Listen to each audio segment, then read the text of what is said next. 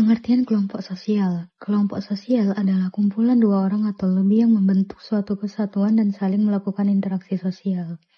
Dalam buku berjudul Sosiologi Suatu Pengantar, pengertian kelompok sosial menurut Sarjono Sukanto adalah kesatuan manusia yang saling hidup bersama karena saling berhubungan secara timbal balik dan saling mempengaruhi.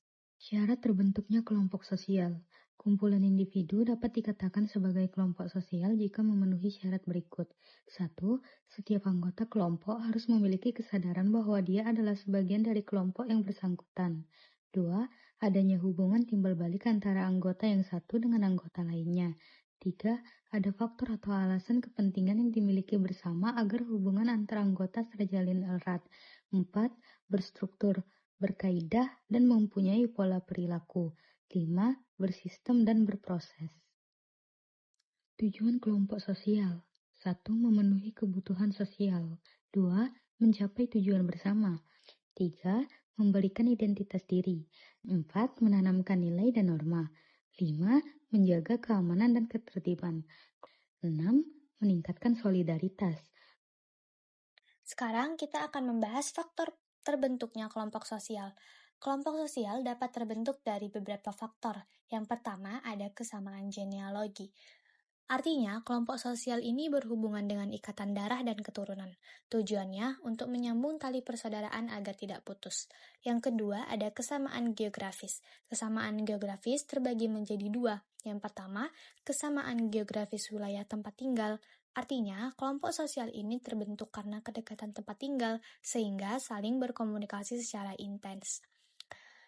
Kemudian ada kesamaan geografis wilayah asal. Artinya, kelompok sosial ini terdiri dari kumpulan individu yang merantau di suatu tempat, tapi dari wilayah yang sama. Yang ketiga ada kesamaan kepentingan. Kelompok sosial ini biasanya terdiri dari individu yang berbagai suku, ras, agama, wilayah asal, tempat tinggal, tapi mempunyai suatu kepentingan yang sama. Kepentingan tersebut bisa berupa hobi atau pekerjaan.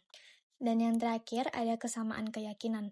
Kelompok sosial berdasarkan keyakinan dibentuk untuk mempermudah aktivitas ibadah.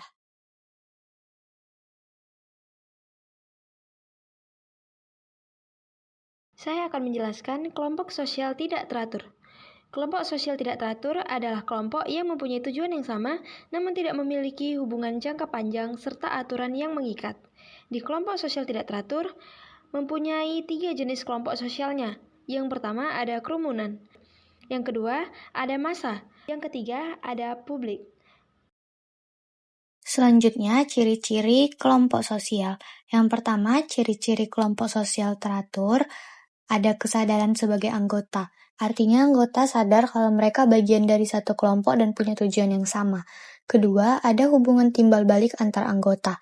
Mereka saling berinteraksi secara rutin, saling bantu, dan saling mengenal. Ketiga, ada struktur, norma, dan pola perilaku. Biasanya punya aturan, jadwal, dan pembagian peran yang jelas. Kemudian ada ciri kelompok sosial tidak teratur. Pertama, tidak ada pengorganisasian.